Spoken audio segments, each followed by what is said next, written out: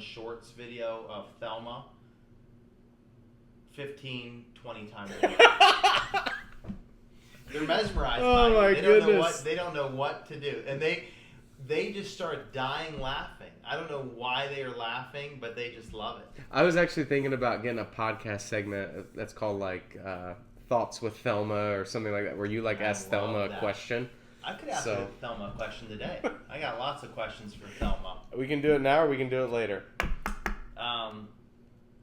What's the one thing, Thelma, that, you're at home and you're like, man, if I could change one thing about Clyde, this is what I would change about Clyde. It just drives me nuts. You've been married for how many years? There you go.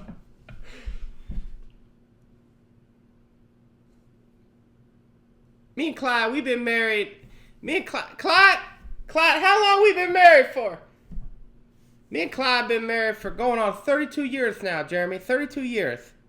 And if I could change, that is a good long time. And we've been happy. For the most part, we've been pretty happy. We have our ups and downs just like every other couple do.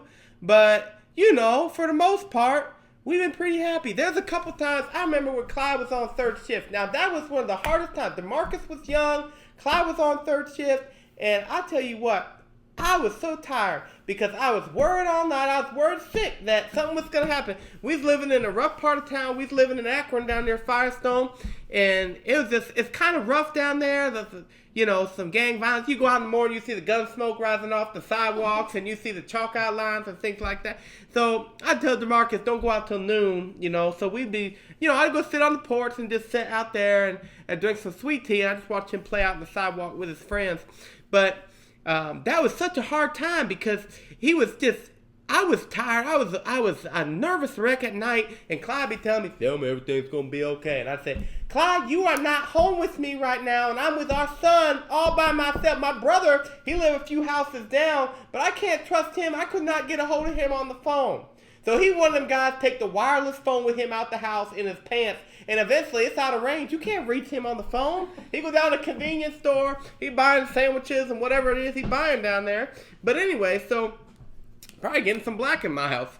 So we go, so that was a stressful time. But I guess, if I could change anything about Clyde, sometimes he's just a little bit too honest with me.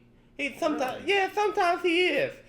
Sometimes I say things, I'll be like, man, I put on some weight. And I'm wanting Clyde to say that I haven't and that I look as good as the day he married me. And sometimes he'll be like, well, yeah, Thelma, what do you think's going to happen when you eating them double-decker oatmeal cream pies every night? And that just drives me kind of crazy. And so sometimes he's just too honest. But you know what the thing is about him is I know he's telling the truth. I know he's being honest with me. And there's a part of me deep down inside that says, you know what? God loves an honest person. And so I know that he's just being honest. He's not being rude, but he's just being straight up with me. And he's right. Sometimes, I was a stress eater. You ever be a stress eater before? You ever just be like, you know what? I'm so stressed today. I had to stay extra at work. And I'd be going in the pantry and I'm just eating it all up. Sometimes I'd be doing that. You know what I mean?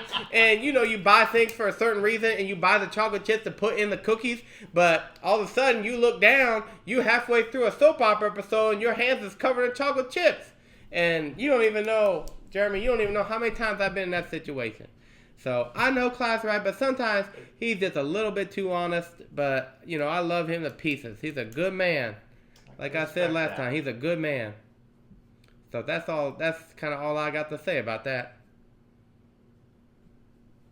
I like it. I love it. Dude, I don't know how.